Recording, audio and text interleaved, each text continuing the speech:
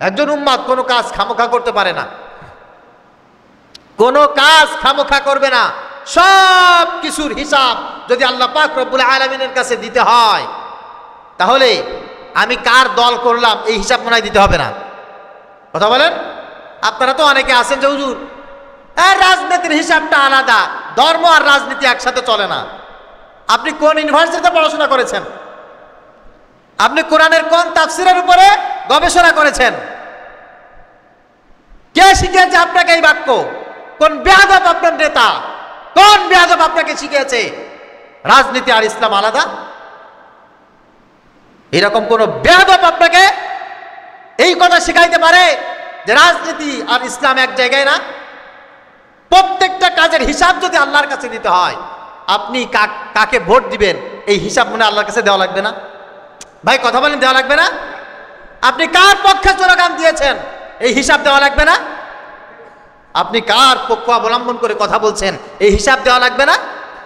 শুধু তাই না, কিয়ামতের ময়দানে আল্লাহ পাক রব্বুল আলামিন ডাকবে, ইয়াউমা নাদউ কুল্লা উনাসিন বিইমামিহিম, ইয়াউমা নাদউ কুল্লা উনাসিন বিইমামিহিম। যে যার দল করতে, যে যার আদর্শ প্রতিষ্ঠা করার জন্য কাজ করতে, তার নাম ধরে ডাকা হবে।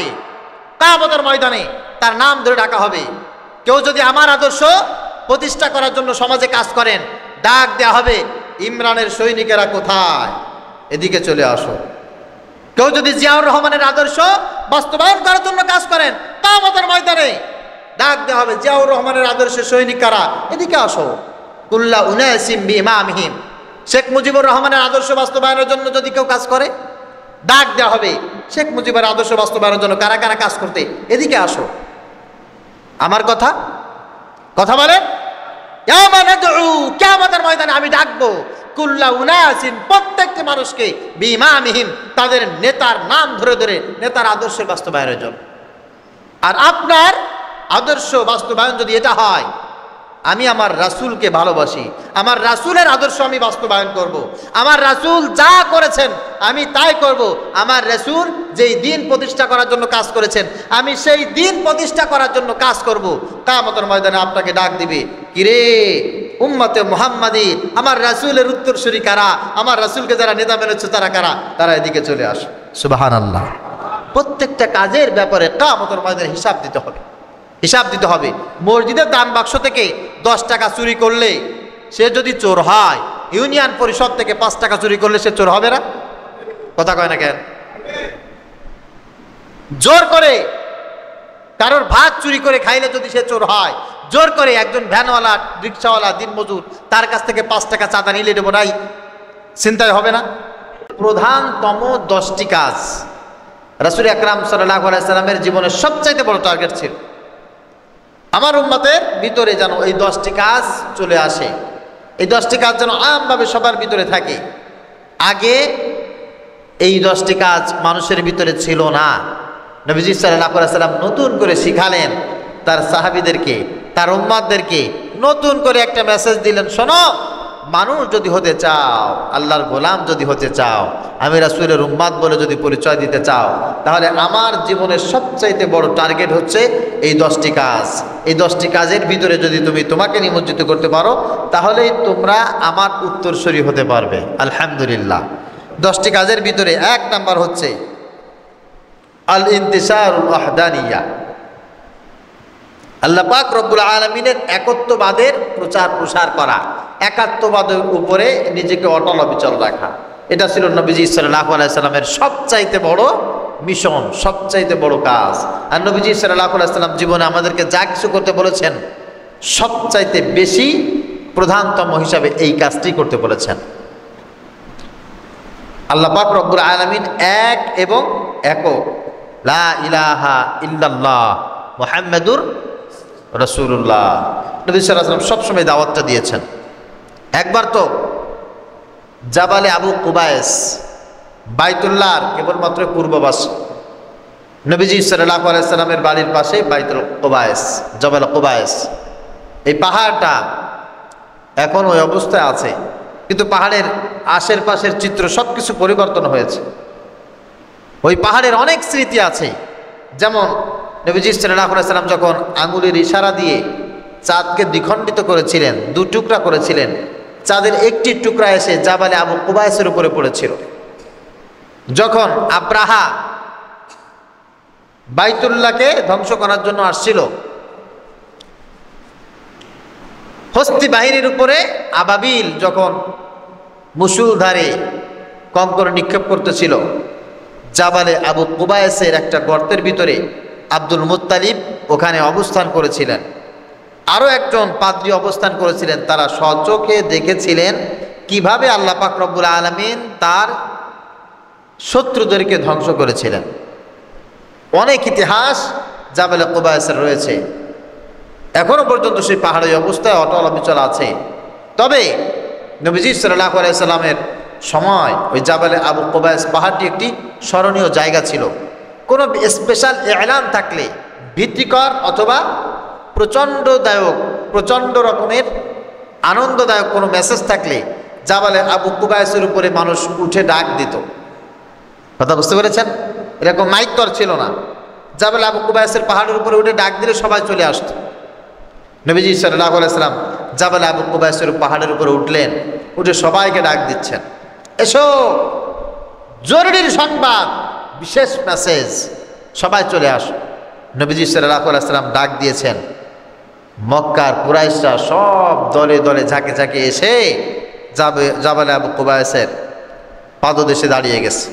নবীজি সাল্লাল্লাহু আলাইহি সাল্লাম বলছেন, আচ্ছা, আমি যদি তোমাদেরকে এখন এই কথা বলি যে এই পাহাড়ের পিছনে একদল এমন শত্রু আছে যারা তোমাদেরকে পেলেই হত্যা করবে, তোমরা কি এটা বিশ্বাস করবে না? সামনের সকলে বলছে, আমরা জানি যে মুহাম্মদ কখনো মিথ্যা বলে না, তুমি যদি কথা বলো অবশ্যই আমরা বিশ্বাস করি যে পাহাড়ের পিছনে শত্রু আছে, আমাদেরকে অবশ্যই মেরে ফেলবে। নবীজি সাল্লাল্লাহু আলাইহি সাল্লাম বলছেন, তাহলে আমি তার চাইতে মারাত্মক একটা দিনের, একটা বিপদের মুহূর্তের কথা তোমাদেরকে বলছি। তোমাদের মৃত্যু হবে, কিয়ামত হবে, আর সেই দিন আল্লাহ পাক রব্বুল আলামিনের কাছে যদি হিসাব দিতে না পারো সবাই জাহান্নামে যেতে হবে। সুতরাং হে আমার জাতি, ইয়া আইয়ুহান নাস কুলু লা ইলাহা ইল্লাল্লাহ তুফলিহুন, সুবহানাল্লাহ। হে আমার জাতি, সকলে তোমরা এই কথা বলো, লা ইলাহা ইল্লাল্লাহ তুফলিহুন, তোমরা সবাই সফলকাম হয়ে যাবে। আবু লাহাব একটা পাথর উঠায়া নবীজি সাল্লাল্লাহু আলাইহি সাল্লামের মাথার উপরে মেরে দিয়েছে, আর বলছে, তাব্বান লাকা লিহাযা জামা'তানা, এই ফাজলামি করার জন্য তুমি আমাদেরকে এখানে ডাকছো, ধ্বংস হও। নাউজুবিল্লাহ পড়েন।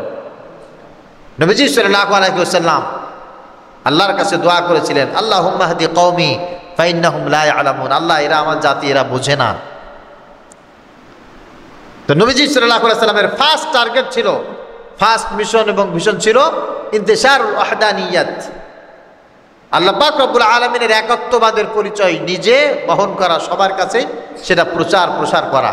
আপনি যদি সেটা করেন, আল্লাহ পাক রব্বুল আলামিন বলছেন যে তুমি আমার রাসূল যেটা করতে বলেছে সেটা করেছো, আমার রাসূলের প্রেম, ভালোবাসা, মুহাব্বত তোমার ভিতরে আছে। আল্লাহ তাআলা বলছেন, ওয়া'বুদুল্লাহ ওয়া লা তুশরিকু বিহি শাইআ, তোমাদের জীবনের একমাত্র লক্ষ্য মাত্রা টার্গেট হচ্ছে আল্লাহর গোলামি করা, আল্লাহর একাত্মবাদ স্বীকার করে নেওয়া, আর তার সাথে কাউকে শরীক না করা। দ্বিতীয় নম্বরে নবীজি সাল্লাল্লাহু আলাইহি সাল্লামের যে মিশন আর ভিশন ছিল তা হচ্ছে আর রাহমু আলা খালকিল্লাহ, সমস্ত মাখলুকের উপরে দয়া প্রদর্শন করা। আমার সামনে কোনো মানুষ তো দূরে থাক, কোনো একটা প্রাণী কষ্ট পাবে, কাউকে আমি কষ্ট দেব, তা হতে পারে না। নবীজি সাল্লাল্লাহু আলাইহি সাল্লাম সেই বাতি জ্বালিয়েছিলেন, দয়ার বাতি জ্বালিয়েছিলেন, যে সময় মানুষের ভিতরে দয়া বলতে কোনো কিছু ছিল না। একটা লোকের কন্যা সন্তান জন্ম হয়েছে, কন্যা সন্তানকে জীবন্ত মাটির ভিতরে পুঁতে ফেলত, কি অবস্থা! সেই জায়গাটা এখনো আছে, ওই জায়গাটা সৌদি গভর্নমেন্ট ফাঁকা রেখে দিয়েছে, যে জায়গায় ছোট ছোট জীবন্ত শিশুদেরকে হত্যা করা হতো, এখনো পর্যন্ত ওখানে খুললে রক্ত বের হয়। নবীজি সাল্লাল্লাহু আলাইহি সাল্লাম বলছেন, না, তোমরা খবরদার, লা তুকরিহুল বানাত ফাইন্নী আবুল বানাত, তোমরা কন্যাদেরকে গালি দিও না, তাদেরকে ধমক দিও না, কারণ আমি নিজে কন্যার পিতা। মানুষকে ভালোবাসা শিখালেন, দয়া শিখিয়েছেন মুহাম্মদ সাল্লাল্লাহু আলাইহি ওয়াসাল্লাম। মানুষের প্রতি দয়া করতে হবে। একটা গর্ভবতী মহিলা রাস্তা দিয়ে যাচ্ছে, দুই বন্ধু তর্ক করছে এই গর্ভবতী মহিলার গর্ভে ছেলে হবে নাকি মেয়ে হবে। একজন বলছে ছেলে হবে, একজন বলছে মেয়ে হবে। তো এই বাজিতে কে জেতে এইটা দেখার জন্য জীবন্ত এই মহিলাকে ধরে জবাই করে পেট ফেড়ে বাচ্চা বের করেছে। নাউজুবিল্লাহ বলে। এই ছিল সমাজের অবস্থা। এখান থেকে এসে নবীজি সাল্লাল্লাহু আলাইহি সাল্লাম বলছেন, শোনো, মানুষের উপরে যে দয়া করে না, আল্লাহ পাক রব্বুল আলামিন তার উপরে দয়া করে না। দয়া করো, দয়া করো। মান লা ইয়ারহাম ওয়ালা ইউরহাম, যে ব্যক্তি দয়া করে না সে দয়া প্রাপ্ত হয় না। সব মানুষের প্রতি দয়া, ভালোবাসা, মুহাব্বত জাগ্রত করেছেন মুহাম্মদ সাল্লাল্লাহু আলাইহি ওয়াসাল্লাম। আমরা যদি তার উম্মাত হিসেবে পৃথিবীতে বাঁচতে পারি, বাঁচতে চাই, আমাদের ভিতরে এই ভালোবাসা জাগ্রত থাকতে হবে। সকলের প্রতি আমাদের ভালোবাসা থাকতে হবে। কে আমাকে গালি দিল, কে আমাকে বকা দিল, কে আমাকে হিংসা করলো, কে আমাকে সহযোগিতা করলো, কে করলো না, আই ডোন্ট কেয়ার। সবার প্রতি আমার ভালোবাসা থাকতে হবে। সবার প্রতি দিলের শ্রদ্ধা, মুহাব্বত জাগ্রত থাকতে হবে। যদি আমি নবীজি সাল্লাল্লাহু আলাইহি সাল্লামের উত্তরসূরি হই, নবীজি সাল্লাল্লাহু আলাইহি সাল্লামের জীবনের ভিশন এবং মিশন এই একটা ছিল। আল্লাহ তাআলা আমাদের সবাইকে এই গুণ দান করুক। সকলে বলি আল্লাহুম্মা আমিন। 3 নম্বরে নবীজি সাল্লাল্লাহু আলাইহি সাল্লামের মিশন ছিল ইতাআতুল্লাহ ওয়া ইতাআতুর রাসূল। আল্লাহর আনুগত্য শিখানো, নবীজি সাল্লাল্লাহু আলাইহি সাল্লামের আনুগত্য শিখানো। আল্লাহর আনুগত্য করা, রাসূল আকরাম সাল্লাল্লাহু আলাইহি সাল্লামের আনুগত্য করা। যদি কেউ আল্লাহর আনুগত্য করে, আল্লাহর কথা মেনে নেয়, রাসূলের কথা মেনে নেয়, তার ভিতরে নবীর প্রেম আছে, তার ভিতরে এশকে নবী আছে, সে আশিকে রাসূল হতে পারবে। আল্লাহর গোলামি করে না, আল্লাহর হুকুম মানে না, নামাজ পড়ে না, নবীজি সাল্লাল্লাহু আলাইহি সাল্লামের হুকুম মানে না, সুন্নাত পালন করে না, ও কি আসলে নবীকে ভালোবাসে? কথা বলেন। এটা হচ্ছে ভণ্ডামি। ভণ্ডামি। দাড়ি নাই, টুপি নাই,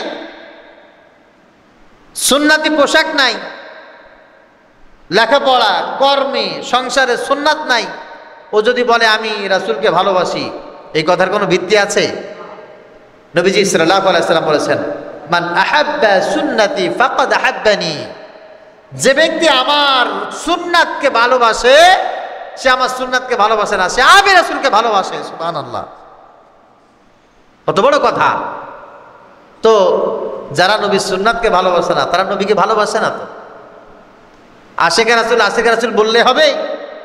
বেশি বেশি মিলাদ করে শুরুতে টান দিলে হবে?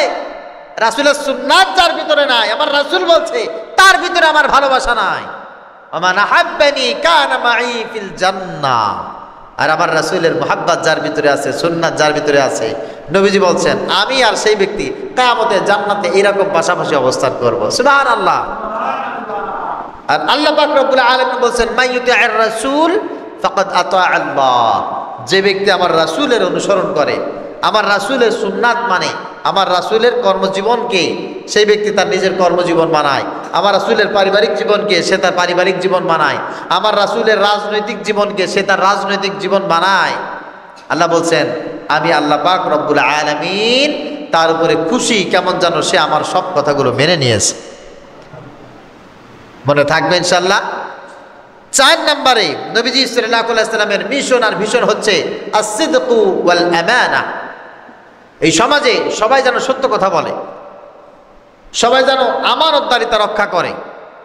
সত্য বলা, সত্য পথে চলা, আমানতদারিতা রক্ষা করা নবীজি সাল্লাল্লাহু আলাইহি সাল্লামের জীবনের সবচাইতে অন্যতম একটা মিশন আর ভিশন। মা আতাকুমুর রাসূল ফাখুযু। আমার রাসূল যেটা বলেছে সেটা অ্যাকসেপ্ট করো, আমার রাসূল যেটা দিয়েছে এটা গ্রহণ করো। কি দিয়েছেন? উনি আমাদেরকে সত্য জিনিসটা দিয়েছেন, উনি আমাদের কাছে আমানতদারিতা দিয়েছেন। যে ব্যক্তি মিথ্যা কথা বলে সে নবীকে ভালোবাসে? মিথ্যাবাদী আমাদের ভিতরে আছে না নাই? মসজিদের ভিতরে একরকম, মসজিদের বাহিরে আর এক রকম, মা বাবার কাছে একরকম, সমাজের কাছে আর এক রকম। চাপাবাজ, মিথ্যাবাজ, মিথ্যাবাদী, ধোঁকাবাজি, এগুলো আছে না? এরা আমার রাসূলের উম্মত নয়। খবরদার খবরদার, মিথ্যা কথা বলা যাবে না। লা তাকযিব আবাদান, কখনো মিথ্যা বলবে না। নবীজির উম্মত যে হবে, লা তাকযিব আবাদান, সে কখনো মিথ্যা বলতে পারে। as-sidqu yunji wal kidhbu yuhlik, সত্য সব সময় মানুষকে মুক্তি দেয় আর মিথ্যা ধ্বংস করে। এটা ছিল রাসূল সাল্লাল্লাহু আলাইহি ওয়াসাল্লামের জীবনের সবচেয়ে বড় মেসেজ। আর এইটাই নবীজি সাল্লাল্লাহু আলাইহি ওয়াসাল্লামের মেসেজ হওয়ার কারণে নবীজিকে সবাই বলতো আল আমিন, মানে সত্যবাদী। কি বলতো বলেন? সত্যবাদী। রাসূল সাল্লাল্লাহু আলাইহি ওয়াসাল্লামকে ডাকতো। আমানতদারিতা রাসূল সাল্লাল্লাহু আলাইহি ওয়াসাল্লামের কাছে ছিল 100%। পৃথিবীর কোন মানুষের এক যাররা পরিমাণ আমানতের খেয়ানত করেন নাই মুহাম্মদ সাল্লাল্লাহু আলাইহি ওয়াসাল্লাম। এজন্য রবিউল আউয়াল মাসে আমাদেরকেও এটা ধারণ করতে হবে, জীবনে যে অবস্থায় থাকে না কেন কখনো মিথ্যা বলবো, মিথ্যা কথা বলবেন নাকি কেউ? হ্যাঁ, আমানতের খেয়ানত করবেন। কথা বলেন, আমানতের খেয়ানত করবেন? কেউ 10 টাকা রাখতে দিলে খেয়ে ফেলবেন? জনগণের কোনো আমানত পারলে শেষ করে দিবেন? হ্যাঁ, খবরদার। তাহলে কিন্তু আমার রাসূলের উম্মত হওয়া যাবে। 5 নম্বরে নবীজি সাল্লাল্লাহু আলাইহি সাল্লামের মিশন ইকামাতুল আদল, ন্যায় প্রতিষ্ঠা করা। কেউ কারোর উপর জুলুম করবে না, সবাই ন্যায় প্রতিষ্ঠা করবে, সবাই ন্যায় করবে, সবাই ন্যায় কাজ করবে। মা বাবা, ছেলে সন্তান, আত্মীয় ভাই বোন, উস্তাদ ছাত্র, ধনী গরিব, সবাই ন্যায়ের উপরে চলবে। কেউ কারোর উপরে অন্যায় করবে না, জুলুম করবে না। আমার ক্ষমতা বেশি এই জন্য ক্ষমতার অপব্যবহার করবে না। আমার সম্মান বেশি, সম্মানকে খারাপ কাজে ব্যবহার করবে না। টাকা পয়সা আছে, টাকা পয়সা দিয়ে খারাপ কোনো কাজ করবে না। সবসময় ন্যায় কাজ করবে, ন্যায়সঙ্গত আচরণ করবে, ভালো কাজ করবে। 2 নম্বরই ছক্কা পাঞ্জাভাবে চলাফেরা করবে না। কারণ আল্লাহ পাক রব্বুল আলামিন নবীজি সাল্লাল্লাহু আলাইহি সাল্লামকে বলছেন ইন্নাল্লাহা ইয়া'মুরু বিল আদল, হে নবী নিশ্চয় আল্লাহ পাক রব্বুল আলামিন আপনাকে আদেশ করছেন আপনি ন্যায় পরায়ণতার উপরে প্রতিষ্ঠিত হবেন। আপনি কখনো কোনো অবস্থায় অন্যায় কোনো কাজ করতে পারেন, মন থাকবে ইনশাআল্লাহ। আমরাও কখনো কোনো অবস্থায় অন্যায় করব না, সবসময় ন্যায় পরায়ণতার সাথে থাকবো, সবসময় ন্যায় পরায়ণতার সাথে থাকবো। তাদের সংখ্যায় যদি কম হয় কোনো সমস্যা নাই, কোনো সমস্যা নাই। সংখ্যায় যদি একজন হয় কোনো সমস্যা নাই, কারোর যদি পছন্দ না হয় কোনো সমস্যা নাই। তারপরেও যারা অন্যায় করবে, জুলম করবে, এদের সাথে আমাদের কোনো সম্পর্ক নাই। কারণ আয-যুলমু যুলুমাতুন ইয়াওমাল কিয়ামা, এই জুলুম যারা করে, যারা মানুষের সাথে চাঁদাবাজি করে, মানুষের উপরে স্টিম রুলার চালায়, নির্যাতন করে, জোর করে মানুষের হক নষ্ট করে, মানুষের সম্মান লুণ্ঠন করে, এগুলো সব জুলম। কিয়ামতের ময়দানে এটা বিশাল অন্ধকারাচ্ছন্ন হয়ে বান্দাকে ঘিরে ফেলবে, জাহান্নামের খোরাক হয়ে যাবে। নবীজি সাল্লাল্লাহু আলাইহি ওয়াসাল্লাম তো ওই মিশন ছিল না, ওনার মিশন ছিল শোনো, আমার মিশন হচ্ছে ন্যায় পরায়ণতা। জীবন চলে যাবে, আমি আমার নীতি এবং আদর্শ ন্যায়ের পথে আমি থাকবই, আমি এখান থেকে এক জাররা পরিমাণ সরে যাব না। 6 নম্বরে নবীজি সাল্লাল্লাহু আলাইহি ওয়াসাল্লামের মিশন ছিল উতলুবুল ইলম ওয়া ইনতিশারুহু, তোমরা ইলম অন্বেষণ করবা এবং ইলম সবসময় পাবলিসিটি করবা। মিনাল মাহদি ইলাল লাহাদ, আমরা চিন্তা করি যে শিখবে শুধুমাত্র যারা তালেবুল ইলম, তারা শিখবে শুধুমাত্র যারা ছাত্র, তারা। এটা আমাদের জীবনের মারাত্মক ধরনের একটা ভুল। শিখবে সব শ্রেণীর মানুষ, সব শ্রেণীর মানুষ শিখবে, প্রতিদিন শিখবে, নতুন নতুন জিনিস শিখবে। যার যেটা জানা দরকার সে জানবেই এবং এটা সবসময় মানুষের সামনে পাবলিসিটি করে দেবে। নবীজি সাল্লাল্লাহু আলাইহি ওয়াসাল্লাম বলতেন, শোনো, তালাবুল ইলমি ফারিদাতুন আলা কুল্লি মুসলিম, প্রত্যেক নরনারী মুসলমানের উপরে ইলম শিক্ষাকে আমি ফরজ করছি। আল্লাহ পাক রব্বুল আলামিন আবশ্যক করেছেন এটা। বাল্লিগু আন্নি ওয়ালাউ আয়া, আমার তরফ থেকে যা কিছু তোমাদেরকে বলা হয়েছে এর একটা শব্দ যদি তোমাদের জানা থাকে এটা মানুষের কাছে প্রচার করে দাও। রবিউল আউয়াল মাসে একজন উম্মতের সবচাইতে বড় প্রতিজ্ঞা হবে এটা, আমি জীবনে যতদিন বাঁচবো ইলম অন্বেষণ করব, মানুষের সামনে আমি সেটা পাবলিসিটি করে দেব। নবীজি বলছেন, শোনো, আমি প্রেরিত হয়েছি, বুইসতু মুআল্লিমান, আমাকে প্রেরণ করা হয়েছে, আমি প্রেরিত হয়েছি শিক্ষক হিসাবে। কি হিসাবে বলেন? সবাই বলেন। শিক্ষক হিসাবে। যেই নবীর আবির্ভাব, এই নবীকে ভালোবাসবে অথচ শিক্ষা গ্রহণকে ভয় পাবে, শিক্ষা গ্রহণ করবে না, ছলচাতুরি করবে, এটা হতে পারে? অসম্ভব, কোনোদিন সম্ভব না। এই জন্য নবীজি সাল্লাল্লাহু আলাইহি সাল্লামের মিশন ছিল, রাসূল আকরাম সাল্লাল্লাহু আলাইহি সাল্লামের কাজ ছিল এই পৃথিবীতে বেশি বেশি ইলম প্রচার করা, ইলম অন্বেষণ করা, সবাই কাছে ইলম অন্বেষণের তাগিদ দেওয়া এবং সবাই যেন ইলম প্রচারের জন্য বের হয়ে যায়, এই তাগিদটাই সবার কাছে দেওয়া। এমনকি নবীজি সাল্লাল্লাহু আলাইহি সাল্লাম উহুদের যুদ্ধে 70 জন কাফের বন্দী হয়েছে। কয়জন? 70 জন কাফের বন্দী হয়েছে। বদরের যুদ্ধেও 70 জন কাফের বন্দী হয়েছে। যারা বন্দী করেছে সাহাবা আজমাইন নবীজি সাল্লাল্লাহু আলাইহি ওয়াসাল্লামের কাছে আসলেন, ইয়া রাসূলুল্লাহ, ইয়া হাবিবাল্লাহ, কাফেরদেরকে তো আমরা বন্দী করে ফেলেছি, এখন এদেরকে কি শাস্তি দেব? নবীজি সাল্লাল্লাহু আলাইহি ওয়াসাল্লাম বলেন, চলো আমি ওদের সাথে কথা বলি। নবীজি গেলেন, যে বলছে, তোমাদের ভিতরে শিক্ষিত আছো কেউ? একজন বলল, আমি শিক্ষিত আছি। কি পারো? আমি এই এই এই শিক্ষা আমার ভিতরে আছে, আমি এই ক্যাপাসিটি আমার আছে। নবীজি বললেন, তোমার ভিতরে যে শিক্ষা আছে এই শিক্ষা আমার এই কয়জন সাহাবীদের ভিতরে পরিপূর্ণভাবে প্রদান করো, এদেরকে যখন এই শিক্ষাগুলো দেওয়া হয়ে যাবে তখন তুমি মুক্ত। সুবহানাল্লাহ।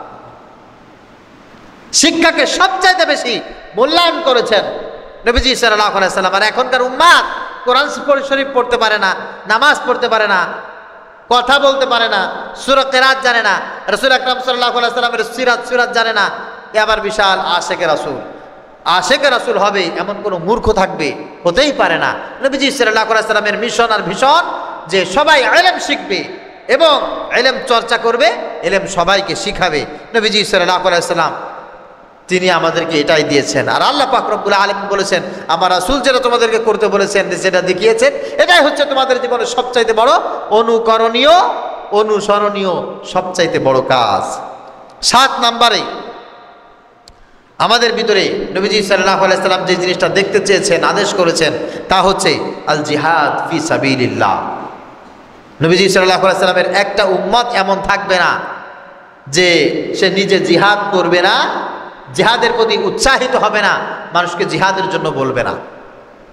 যে কোনো অন্যায় কাজ দেখলে, খারাপ কোনো কাজ দেখলে এটাকে প্রতিহত করবে নবীজি সাল্লাল্লাহু আলাইহি সাল্লামের আশিকগণ, রাসূল আকরাম সাল্লাল্লাহু আলাইহি সাল্লামের উম্মতগণ। নবীজি সাল্লাল্লাহু আলাইহি সাল্লামের সামনে খারাপ কোনো কাজ কেউ করেছে অথচ তিনি প্রতিবাদ করেননি, এমন একটা কাজ আপনারা দেখাইতে পারবেন? কথা বলেন। আপনাদের জানা আছে?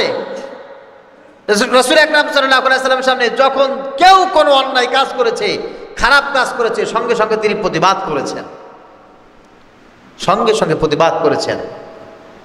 ভালো কোনো কাজ করলে তিনি সেটাকে অ্যাপ্রিসিয়েট করেছেন, ইন্সপায়ারেশন দিয়েছেন, উৎসাহিত করেছেন, ভালো বলেছেন। খারাপ কোনো কাজ করলে সাথে সাথে নিন্দা জ্ঞাপন করা, ভালো কোনো কাজ করলে উৎসাহিত করা, আর খারাপ কাজগুলোকে পদদলিত করার জন্য জিহাদ করা, সংগ্রাম করা নবীজি সাল্লাল্লাহু আলাইহি সাল্লামের জীবনের লক্ষ্যমাত্রা, মিশন আর ভিশন। 82টি যুদ্ধ বা 87টি যুদ্ধ নবীজি সাল্লাল্লাহু আলাইহি সাল্লামের জীবনে সংগঠিত হয়েছে। 27টা যুদ্ধের সেনাপতির দায়িত্ব পালন করেছেন মুহাম্মদুর রাসূলুল্লাহ সাল্লাল্লাহু আলাইহি সাল্লাম নিজেই। কাফেরদের সাথে যুদ্ধ হয়েছে, লড়াই হয়েছে, সেনাপতি ছিলেন আমার রাসূল। আর এখন তার উত্তরসূরিরা জিহাদের কথা শুনলে ভয় পায়, তার উম্মতেরা জিহাদের কথা শুনলে মৌলবাদ বলে গালি দেয়। নাউজুবিল্লাহ পড়েন।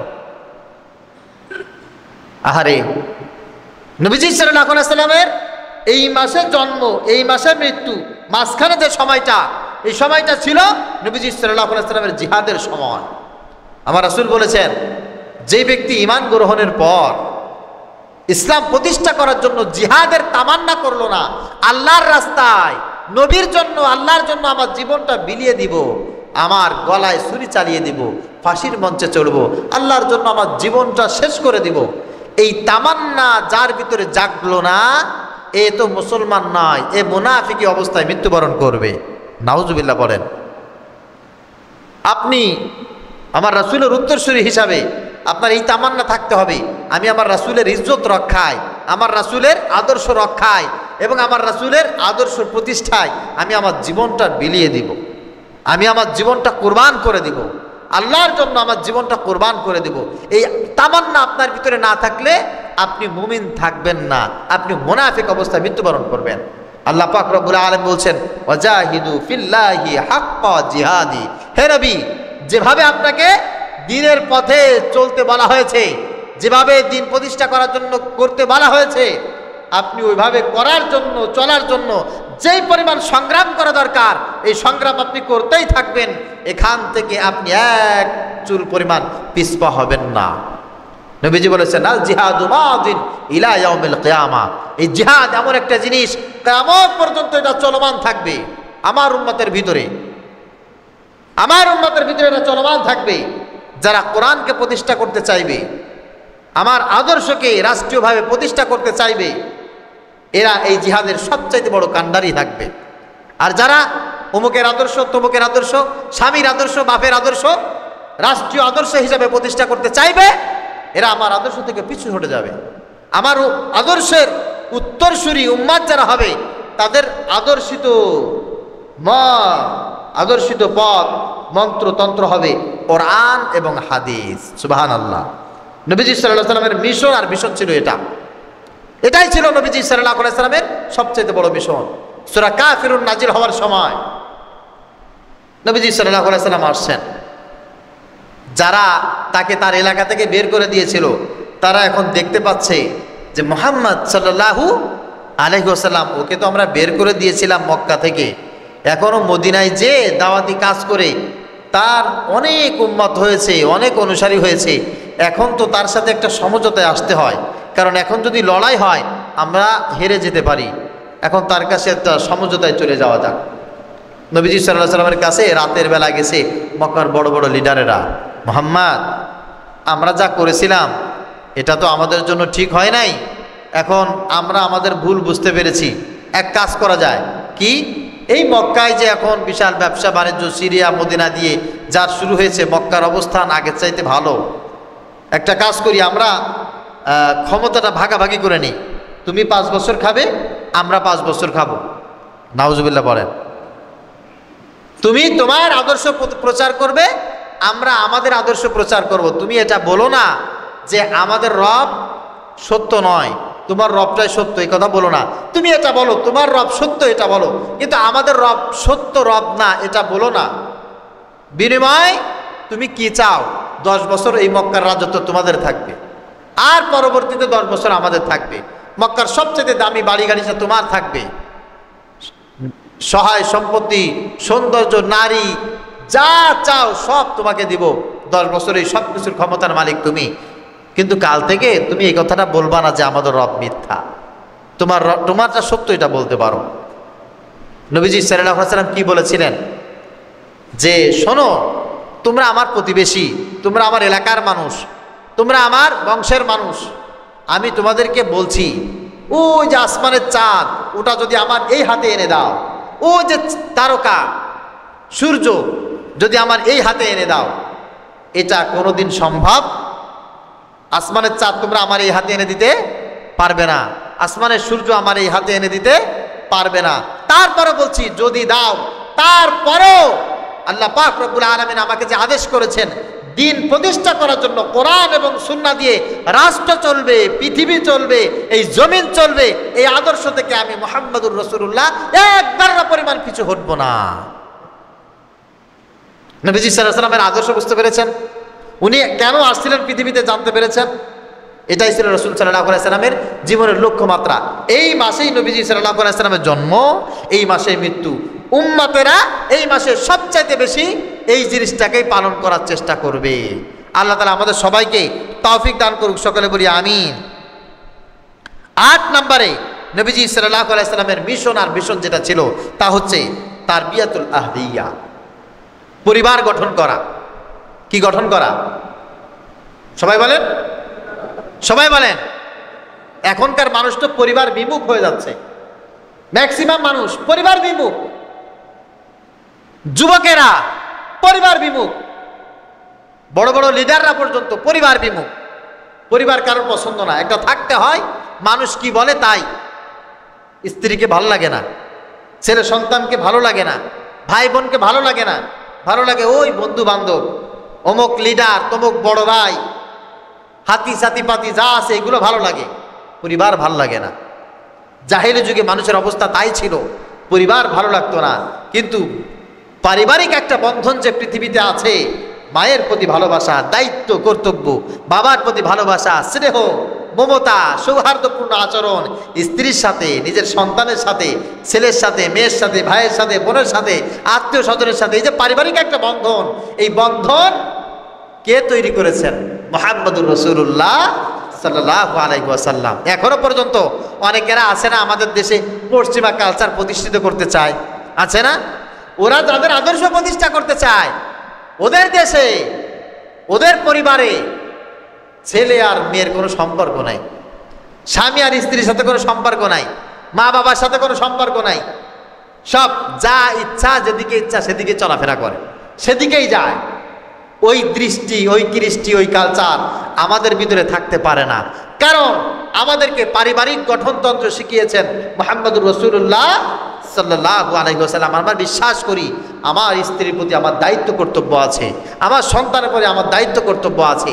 জন্ম দিলাম আর ফেলে রাখলাম, বিবাহ করলাম, খোঁজখবর নিলাম না, মাকে মায়ের মতো ছেড়ে দিলাম, বাবার খোঁজখবর নিলাম না, কিয়ামতের ময়দানে এই ব্যক্তি রাসূলের উম্মত বলে পরিচয় দিতে পারবে?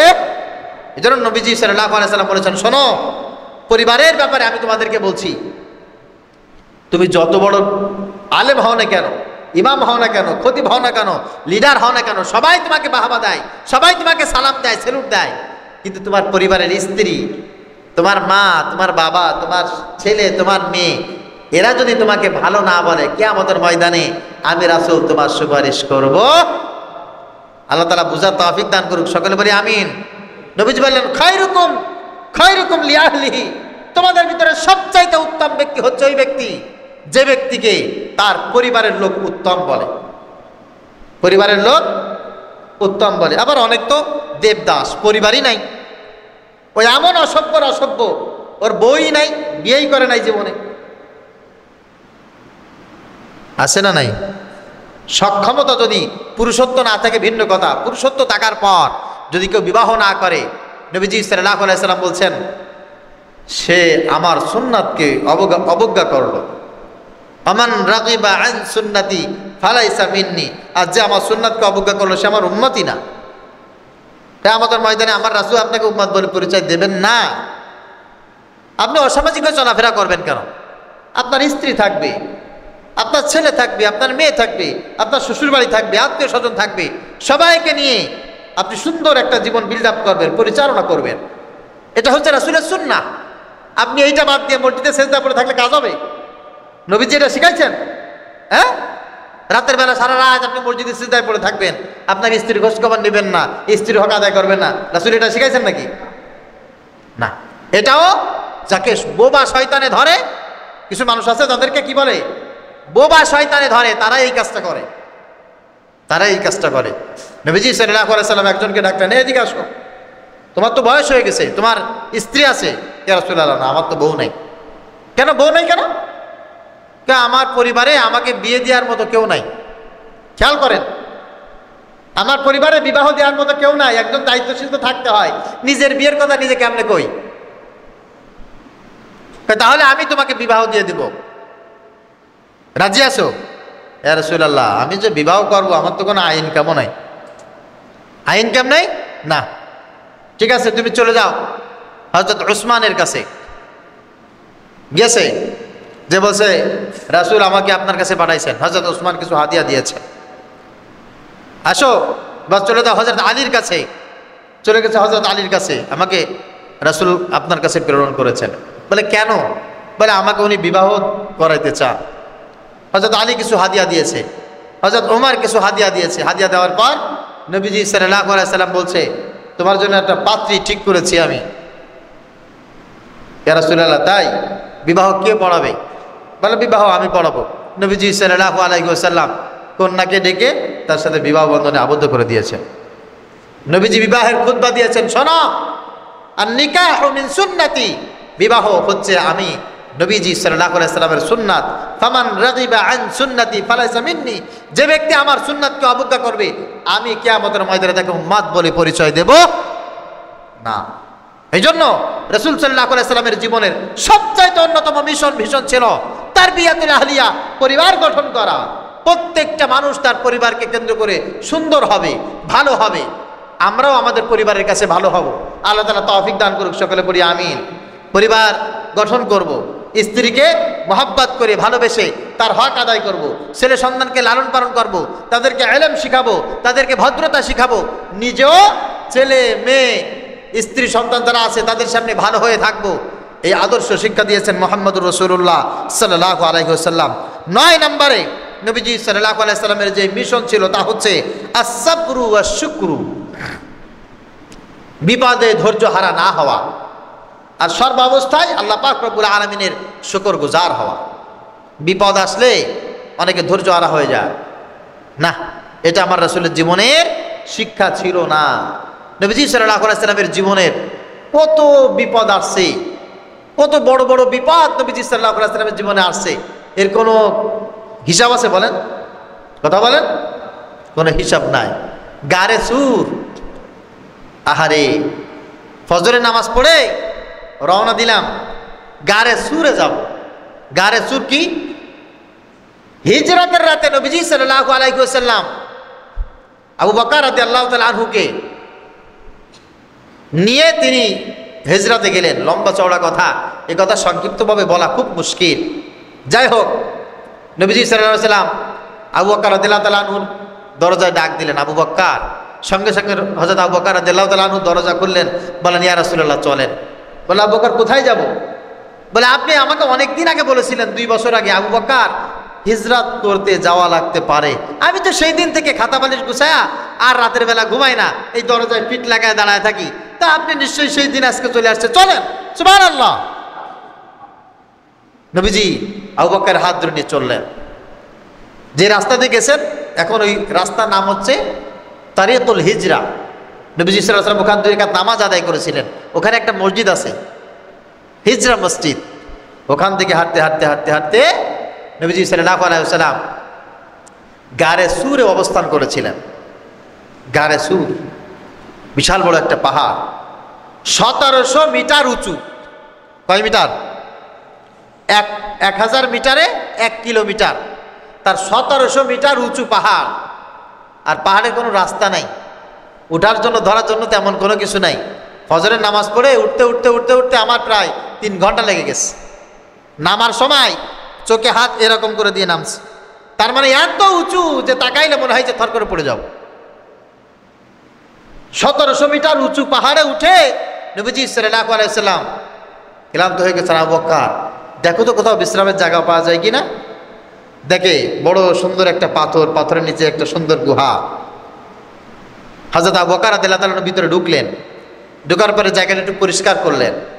নবীজিকে বললেন ইয়া রাসূলুল্লাহ আসেন। নবীজি ভিতরে প্রবেশ করলেন। গায়ে একটা চাদর ছিল, চাদরটা ছিঁড়ে টুকরো টুকরো করে সকল গর্তের ছিদ্র বন্ধ করলেন হযরত আবু বকর। একটা গর্ত বন্ধ হয় না, কি করবেন? পায়ের আঙ্গুল দিয়ে ওখানে চেপে ধরে রেখেছেন। নবীজি সাল্লাল্লাহু আলাইহি ওয়াসাল্লাম আবু বকর রাদিয়াল্লাহু তাআলা আনহুর উরুর উপরে মাথা দিয়ে ঘুমিয়ে আছেন, বিশ্রাম নিচ্ছেন। কাফেররা টের পেয়ে তারাও এই বিশাল রাস্তা পাড়ি দিয়ে এই পাহাড়ের উপরে উঠে গেছে। উঠে যাওয়ার পর নবীজি সাল্লাল্লাহু আলাইহি ওয়াসাল্লাম চোখ মেলেছেন। কি আবু বকর কি অবস্থা? ইয়া রাসূলুল্লাহ আমরা ধরা খেয়ে গেছি। কিভাবে? ওই যে দেখেন আমাদের মাথার উপরে ওই যে সব ঘোরাঘুরি করতেছে। নবীজি সাল্লাল্লাহু আলাইহি ওয়াসাল্লামের কাছে আল্লাহ পাক রব্বুল আলামিন আয়াত নাযিল করে বললেন, ইয হুমা ফিল গার ইয ইয়াকুলু লিসাহিবিহি লা তাহজান ইন্নাল্লাহা মা'ানা। যখন ওই গারে সুরের গুহায় 2 জন অবস্থান করেছিল, একজন আরেকজনকে বলেছিল টেনশন করো না, চিন্তা করো না, আল্লাহ পাক রব্বুল আলামিন আমাদের সাথে আছে। সঙ্গে সঙ্গে কবুতরে ডিম পেড়ে দিয়েছে, মাকড়সায় জাল বুনে দিয়েছে। একজন বলতেছে, আবু জাহেল বলতেছে যে দেখো এখানে থাকতে পারে কিনা। একজন বলছে যে এই গর্তের ভিতরে মনে হয় আছে। আবু জাহেল বলতেছে, বেকুব, এই গর্তের ভিতরে কি করে যাবে, দেখোস না গর্তের উপরে মাকড়সার জাল বুনে ফেলেছে।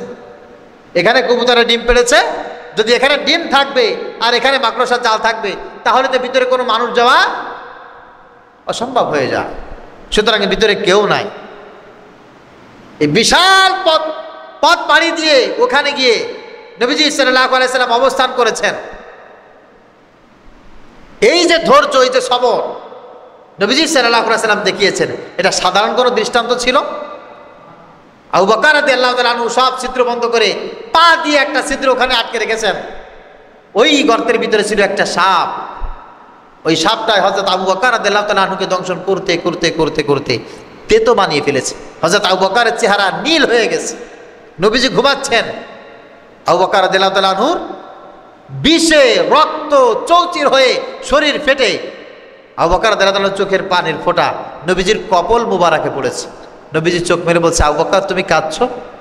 লিমাযা তাবকি, কেন কাঁদছো? মাকে ছেড়ে আসছো, বাবাকে ছেড়ে আসছো, স্ত্রী সন্তান পরিবার ছেড়ে চলে যাচ্ছ, সেই জন্য কান্না পাচ্ছে? হযরত আবু বকর বলছে, আল্লাহি, আল্লাহর কসম, সেই জন্য আমি কাঁদছি না। আমি কাঁদছি এই কারণে, সব গর্তগুলো আমার গায়ের চাদর ছিঁড়ে ফুটো বন্ধ করেছিলাম, একটা ছিদ্র বন্ধ করতে পারি নাই, ওখানে পা দিয়ে রেখেছিলাম, ওখানে আমাকে সাপে দংশন করেছে। নবীজি সাল্লাল্লাহু আলাইহি ওয়াসাল্লাম মুস্কি হেসে বলছে, আবু বকর টেনশন করো না, কষ্ট আমার হয়েছে, কষ্ট তোমার হয়েছে, সবর করেছো, এই বিষের ট্রিটমেন্ট ওষুধ আমার কাছে আছে। সুবহানাল্লাহ। হযরত মুহাম্মদ সাল্লাল্লাহু আলাইহি ওয়াসাল্লাম বলছেন, সকল রোগের ট্রিটমেন্ট আল্লাহ পাক আমার জিহ্বার নিচেই দিয়ে রেখেছেন। এখান থেকে একটু লালা বের করে হযরত আবু বকরের পায়ে দিয়েছে, পূর্বের চাইতে অনেক বেশি সুস্থ হয়ে গেছে। গর্তের সাপ জবান খুলে নবীজি সাল্লাল্লাহু আলাইহি ওয়াসাল্লামকে বলছে, ইয়া রাসূলুল্লাহ, ইয়া হাবিবাল্লাহ, আমি মূসা আলাইহিস সালামের সেই জামানা থেকে 4000 বছর এখানে অপেক্ষা করছি, আপনি এখানে আসবেন, আল্লাহ আমাকে জানিয়েছে আপনার চেহারা মুবারক একবার দেখার জন্য আমি এখানে 4000 বছর অপেক্ষা করছি। ওই সময় কষ্ট, ওই যে ধৈর্য, এরপরে সব কিছুর জন্য আলহামদুলিল্লাহ বলা, এটা নবীজি সাল্লাল্লাহু আলাইহি ওয়াসাল্লামের জীবনের লক্ষ্যমাত্রা, মিশন আর ভিশন ছিল। সামান্য একটু বিপদ আপদ মুসিবত হয়েছে, ওরে মা গো আমার সব শেষ, এটা কোনো মুমিনের কথা হতে পারে? কথা বলেন না। বিপদ কত আসবে, ঝামেলা কত আসবে, টেনশন কত আসবে, সব সময় সবর করবেন, শুকরিয়া আদায় করবেন, আলহামদুলিল্লাহ বলবেন, আর আল্লাহ পাক রব্বুল আলামিনের কাছে শুকরিয়া আদায় করবেন। আল্লাহুম্মা আইন্নি আলা যিকরিকা ওয়া শুকরিকা ওয়া হুসনি ইবাদাতিকা, আল্লাহ পাক রব্বুল আলামিনের কাছে চাইবেন। এটা হচ্ছে নবীজি সাল্লাল্লাহু আলাইহি ওয়াসাল্লামের জীবনের অন্যতম একটা লক্ষ্যমাত্রা, মিশন আর ভিশন ছিল। এই শিক্ষা যদি কারোর ভিতরে না থাকে, তার ভিতরে রাসূলের কোনো শিক্ষা আছে বলে নবীজি সাল্লাল্লাহু আলাইহি ওয়াসাল্লাম বলেন নাই। 9 নম্বরে, এরপরে 10 নম্বরে আমাদের ভিতরে যে জিনিস থাকতে হবে নবীজি সাল্লাল্লাহু আলাইহি ওয়াসাল্লামের মিশন আর ভিশন, তা হচ্ছে ইস্তিআদাদুল আখিরা। একজন মুমিন সব সময়ের জন্য আখিরাতের জন্য নিজেকে প্রস্তুত করবে। আমি এখন কথা বলছি আপনাদের সামনে, আমার এই চিন্তা ফিকির মাথায় নিয়ে কথা বলতে হবে। আমার এই কথাগুলোর ফলাফল আখিরাতে আমাকে দিতে হবে, হিসাব দিতে হবে। যেই কাজ করবেন না কেন, এই কাজের হিসাব আল্লাহ পাক রব্বুল আলামিনের কাছে আখিরাতে পেশ করতে হবে। এই টেন্ডেন্সি মাথায় রেখে প্রত্যেকটি কাজ করতে হবে। আল্লাহ পাক রব্বুল আলামিন বলছেন, ওয়াত্তাকু ইয়াওমান তুরজাউনা ফিহি ইলাল্লাহ সুম্মা তুওয়াফা কুল্লু নাফসিন মা কাসাবাত।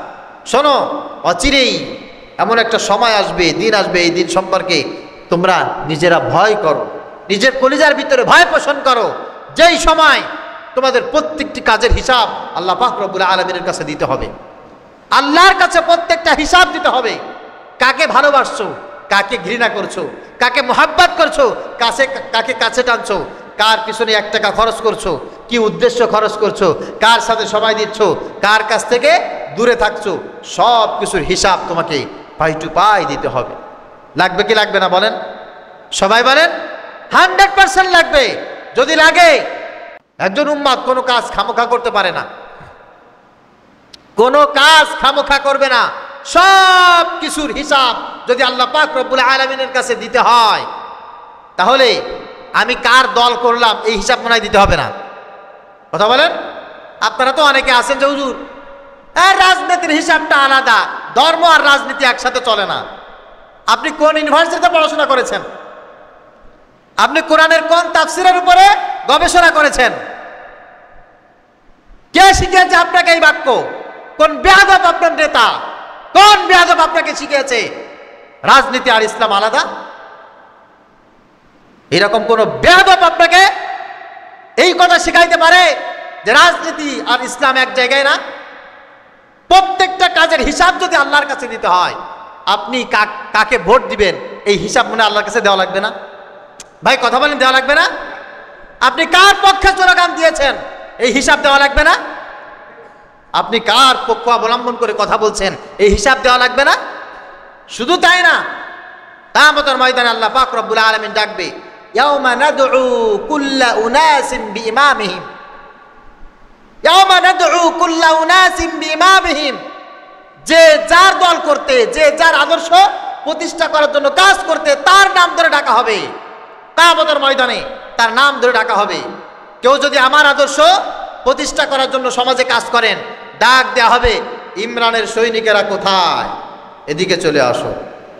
কেউ যদি জিয়াউর রহমানের আদর্শ বাস্তবায়ন করার জন্য কাজ করেন, কিয়ামতের ময়দানে ডাক দেওয়া হবে, জিয়াউর রহমানের আদর্শের সৈনিকেরা এদিকে আসো। কুল্লা উনাসিম বিইমামিহিম। শেখ মুজিবুর রহমানের আদর্শ বাস্তবায়নের জন্য যদি কেউ কাজ করে, ডাক দেওয়া হবে, শেখ মুজিবের আদর্শ বাস্তবায়নের জন্য কারা কারা কাজ করতে এদিকে আসো। আমার কথা বলেন, ইয়াউমা নাদউ, কিয়ামতের ময়দানে আমি ডাকবো কুল্লা উনাসিন, প্রত্যেকটি মানুষকে বিইমামিহিম, তাদের নেতার নাম ধরে ধরে নেতার আদর্শের বাস্তবায়নের জন্য। আর আপনার আদর্শ বাস্তবায়ন যদি এটা হয়, আমি আমার রাসূলকে ভালোবাসি, আমার রাসূলের আদর্শ আমি বাস্তবায়ন করব, আমার রাসূল যা করেছেন আমি তাই করব, আমার রাসূল যেই দিন প্রতিষ্ঠা করার জন্য কাজ করেছেন আমি সেই দিন প্রতিষ্ঠা করার জন্য কাজ করব। কিয়ামতের ময়দানে আপনাকে ডাক দিবে, কিরে উম্মতে মুহাম্মাদি, আমার রাসূলের উত্তরসূরি কারা, আমার রাসূলকে যারা নেতা মেনেছে তারা কারা, তারা এদিকে চলে আসে। সুবহানাল্লাহ। প্রত্যেকটা কাজের ব্যাপারে কিয়ামতের ময়দানে হিসাব দিতে হবে, হিসাব দিতে হবে। মসজিদের দান বাক্স থেকে 10 টাকা চুরি করলে সে যদি চোর হয়, ইউনিয়ন পরিষদ থেকে 5 টাকা চুরি করলে সে চোর হবে না? কথা কয় না কেন? জোর করে কারোর ভাত চুরি করে খাইলে যদি সে চোর হয়, জোর করে একজন ভ্যানওয়ালা, রিক্সাওয়ালা, দিনমজুর তার কাছ থেকে 5 টাকা চাঁদা নিলে দেবো নাই, চিন্তায় হবে না? প্রত্যেকটা কাজের হিসাব আল্লাহ পাক রব্বুল আলামিনের কাছে দিতে হবে। এই জন্য সর্বশেষ কথা হচ্ছে, এই মাসে নবীজি সাল্লাল্লাহু আলাইহি সাল্লাম পৃথিবীতে এসেছেন, এই মাসেই চলে গেছেন। আমাদের রাসূল এইটা শিখান নাই কয়েকজনে মিলে এক জায়গায় বসে সাল্লাল্লাহ টান দিয়ে দুরূদ শরীফ পড়ে খিচুড়ি রান্না করে জিলাপি সব পাইকারি দরে কিনে খাওয়া ফেলা দিবেন? এটা কি আমার রাসূল সাল্লাল্লাহু আলাইহি সাল্লামের মিশন ছিল? কথা বলেন। আমার রাসূল সাল্লাল্লাহু আলাইহি সাল্লামের মিশন যা ছিল তার থেকে প্রধান 10টি মিশন আর ভিশন আমি আপনাদের সামনে বর্ণনা করেছি কোরআন এবং সুন্নাহ থেকে। এই 10টি মিশন আর ভিশন যদি কেউ পালন করতে পারে, আল্লাহ পাক রব্বুল আলামিন বলছেন, নবী মা আতাকুমুর রাসূলু ফাখুযু, এই মিশনগুলি যারা গ্রহণ করবে আমি আল্লাহ পাক রব্বুল আলামিন বলছি ওদেরকে আমি আমার গোলাম বলে স্বীকার করে নিলাম, ওদেরকে কিয়ামতের ময়দানে আপনি চিনে চিনে আপনি সুপারিশ করে জান্নাতে প্রবেশ করা দিবেন। সুবহানাল্লাহ। আর যদি এই কাজ কারোর ভিতরে না থাকে, ও যতই দাবি করুক কোনো ফায়দা, কথা বলেন, হবে কোনো ফায়দা হবে না। এই জন্য প্রিয় ভাইরা আমার, আমাদের টার্গেট হচ্ছে আল্লাহ পাক রব্বুল আলামিনের গোলাম হওয়া, আমাদের টার্গেট হচ্ছে নবীজি সাল্লাল্লাহু আলাইহি সাল্লামের আদর্শবান উম্মাত হওয়া। যেই কাজ আল্লাহ করতে বলেছেন, যেই কাজ আমার রাসূল করেছেন, সেই কাজের বাহিরে গিয়ে আল্লাহর গোলামও হওয়া যাবে না, নবীজি সাল্লাল্লাহু আলাইহি সাল্লামের উম্মতও হওয়া যাবে। আল্লাহ পাক রব্বুল আলামিন আমাকে যেন তার খাঁটি গোলাম হিসাবে কবুল করেন, আপনাদের সবাইকে যেন আল্লাহ পাক রব্বুল আলামিন তার খাঁটি গোলাম হিসাবে কবুল করেন। সকলে পড়ি আমিন। আমাদেরকে যেন আল্লাহ পাক রব্বুল আলামিন তার রাসূলের আদর্শবান উত্তরসূরি হিসাবে, উম্মত হিসাবে কবুল করুন। সকলে পড়ি আমিন।